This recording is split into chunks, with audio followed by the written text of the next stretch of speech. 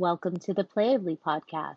This episode is brought to you by PlayAbly Ads, where we turn your marketing into an interactive, game-based experience that engages customers and boosts conversions. And here's something special.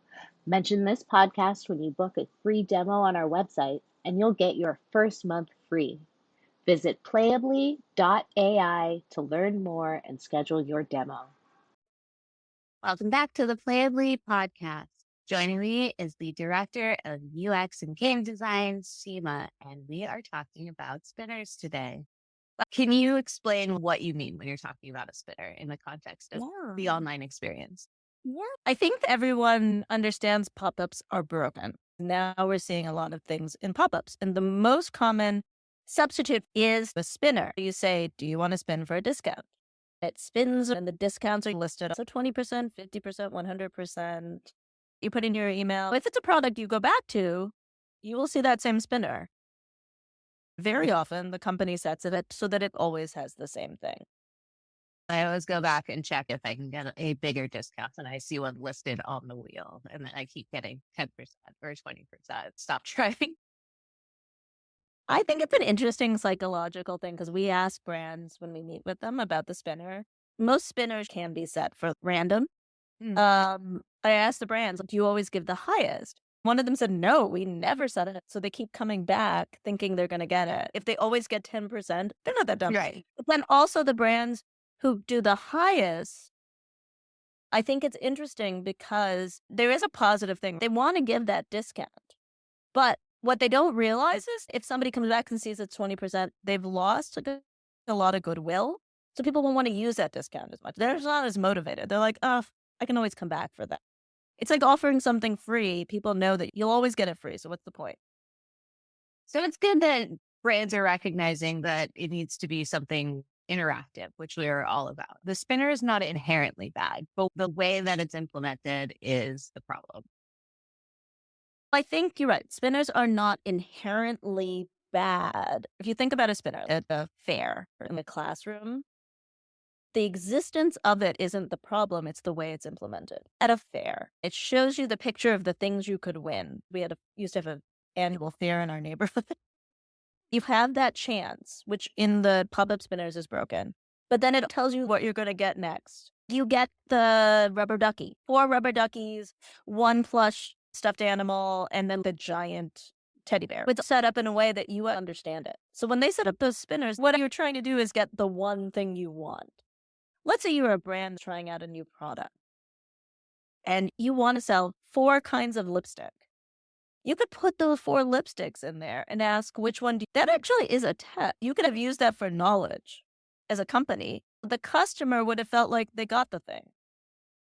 They earned it. If you're able to keep spinning, you feel like you earn it. There's the element of surprise or mysteries, the company's product discovery and getting you to interact, which was very good for your bottom line. To me, it sounds like there's a disconnect when companies implement the spinner about what they're trying to do and what the customer wants, and it's not connecting. And I think it's also because customers don't understand the motivation of the discount. Yeah. People think this gambling mentality, like I'm going to roll it one more time. But actually, in Vegas, you're getting money. They don't see your discount as cash because they don't need your thing. If you don't demonstrate they need your thing, they're not using that discount. So you also have to motivate them to need a thing. They have to also understand the ecosystem. Today I was looking at TikTok and there was an ad for a lip liner. It was one that was huge when I was in college. And I was like, oh my God, is that bad? My children were both like, what? I just said it out loud, right? But that's what they're doing. They're rolling the dice. They're discovering through fun all day long. If your spinner is just giving them a 20% discount every time they go to your website, you're not even competing on the same playing field as other brands who are doing it through fun product discovery in lots of different ways. So what is it about the spinners that really draw in the brand? They're cheap and easy to implement, but they always look really tacky, right? They're never brand right. I think it goes back, you and I come from such different worlds. We come from gaming and I come from education and gaming. I've used spinners, but always put in an idea for the thing rather than monies because I wanted them to find the thing. What actually happens is the person who does the spinner wants to increase their email capture. They have a job, right? So they're like, okay, I need to get more emails. I might as well do this. They're busy. Everyone is busy with their jobs. Brand awareness and learning is nobody's job in a business. It's funny because it's everybody's job, but when something is everybody's job, it's nobody's job. The brand manager is really thinking about design. The person thinking about product is focused on product. The person thinking about e-com is just thinking about e-com. And so that it slips through the cracks. And what happens is they think this is a solution. They don't realize it's not a good solution because they don't know what a good solution could look like. Mhm. I always sign up for the email for the discount if I think I want the product. But as soon as I get the discount emailed to me, I unsubscribe. I just want to make sure I have the discount in case I end up purchasing the product. Most of the time I don't. That's something when we do our UX interviews, people tell me all the time that it's transactional. We've seen in our games that people stay. Part of the thing is you could get another discount by email later. So we give you something. Spinners, there's a drop in the bucket of what you could do to grow your customer base. Because it costs a whole lot of money to give people discounts and find a new person.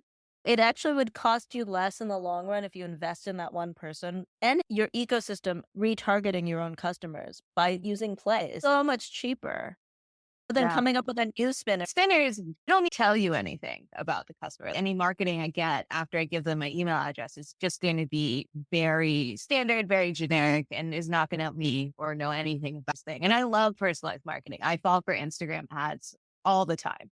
Most of the time I end up buying them. I just got these sour gummy worms from a company called Rotten. They're lower sugar. And actually I've had these from other companies that weren't good, but they were good with something like the quiz where you're gathering more information. You are able to do that remarketing, that personalizing. Fun game we could do about gummy bears or gummies. I think that's the other thing that these companies don't have. Our team knows games really well and knows lots of mechanisms. I think a fun game for that would be weighing two against each other for sugar.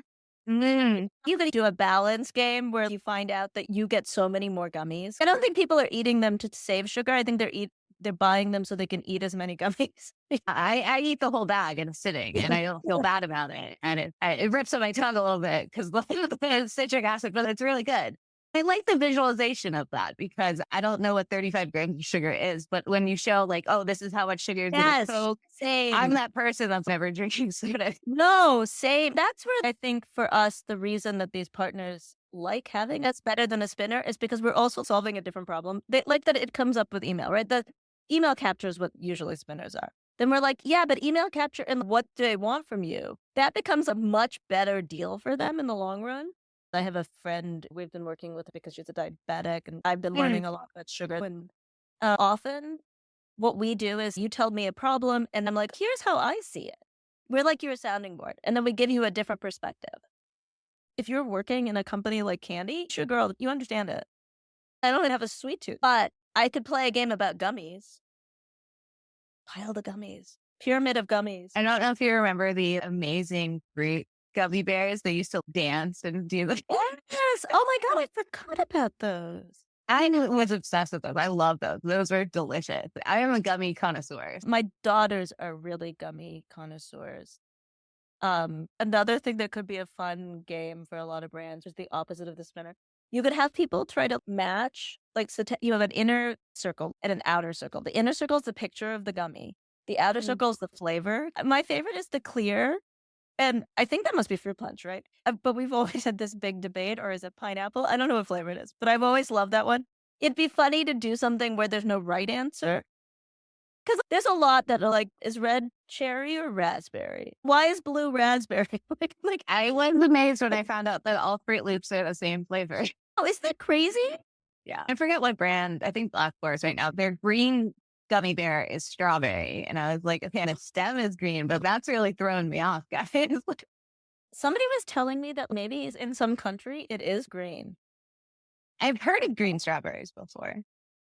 What do you think it is? What we're talking about is different ways to sample audience engagement. What color did you think it is? How much sugar did you have? You're actually making them give you info in a much more fun way. But you don't even notice what you're doing. Exactly. People are competitive, right? I have a social media account where you're talking about arts and culture. I've been doing this game, which is just tell me which one is the oldest or which one is ancient Greek. I give them the answers in the video because it's like a minute. The number of people who tell me their answers always astonishes me. I find it so interesting. It's such an interesting psychological thing. They want you to be proud of them. I always say, good job. I am happy, but I think that is so human to want to get the right answer.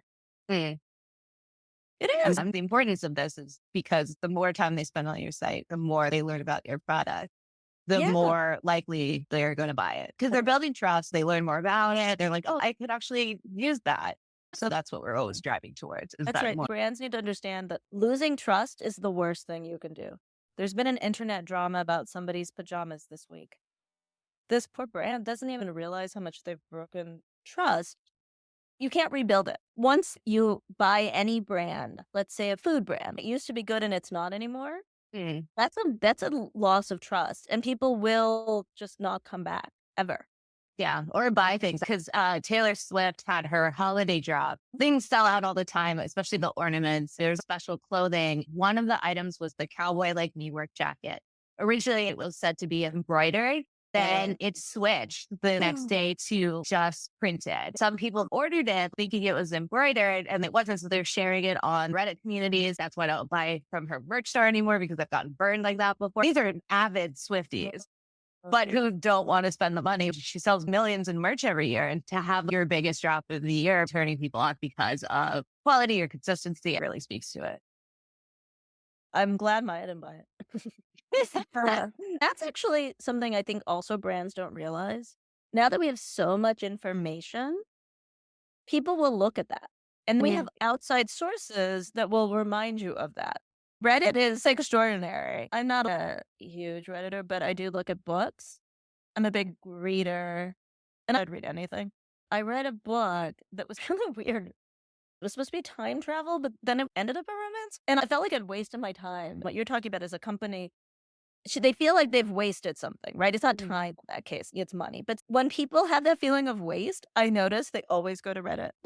Yeah, if you have a complaint or you want to search for similar complaints, you go to Reddit. And I've seen it before where people are like, why aren't there seem like there's any happy parents in here? It's because happy parents are not on Reddit. Happy parents are not complaining about their child on the internet. They're asking advice. That's right. Companies need to understand that. This is also why we always say to companies, do not filter your reviews on your website. Because it's not like when I was younger, you did go to the site first. That was where you got the info. Nobody, the trusted truth. Yeah, now there's not. And that's why to the spinners, every signal that you're gaming the system makes them less want to be with you. They want an honest shake. We have a game, our solution to spinners like Plinko and pinball, it's one ball and you could play a second if you don't get the point. But there's a chance you won't win. We have other games where it's really hard to win. We have one that's Tetris. Our dev, who already makes our games hard, was like, see, this one is so hard. And I was like, I know. I get that. Things like that. I mean, the puzzle, that brand also has easy games.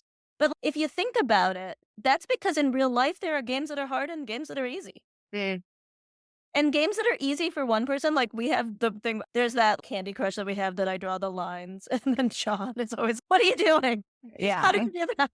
How did you get a 15? He's like, how did you get those all? I was like, I don't know. Maybe I work in visuals. But if somebody is a brand and they have a spinner or are thinking about implementing a spinner, they could call us and hire us and we could make it great. But what are the things that they could do themselves? Most of them make it so that you could actually have it random. If you're not going to hire us, at least make it random. At least make it fair. If the discount's on there, you're not really willing to give the highest one, then think about that and make choices that you can set up your Shopify to give them a free deal, put them in an email list, get a monthly prize. Find a way to make that fair. You can also decrease the number of things in there. So you can make it work to make it fair. So that's the first thing I would recommend. The second thing I would recommend is if it allows you to match the brand colors, because if it looks like it's from a completely different company, they're always brightly colored. Yes, it does look like a circus. If you have the money, this is something we could easily fix for you. We have a set of games we could trick out for you that could actually be brand responsive. You could put it into the launch plan of a product. Because I bet you would see that I'm thinking about one that we're doing right now, and it's just jewelry, but it's so much more fun to see their actual jewelry than a spinner that just has numbers on it. And then you're like, you have a captive audience and you're like, look at our Exactly. jewelry. This is what we have. Why wouldn't you want your products to sell your product? This doesn't even make any sense. Those are the big things, I would say. Thank you, Seema, for joining us. I know that you always get excited about thinking about new ideas for games and what we could do for brands depending on their products or audiences. It's the UX part of you, and we love that. Thank you for the sage advice. We'll see you next time on the PlayAbly Podcast. Thanks. Thanks for tuning in to the PlayAbly Podcast. Ready to engage your customers like never before? PlayAbly turns your website into an interactive experience that drives results. Don't forget, mention the podcast during your free demo and get your first month free. Book now at playably.ai.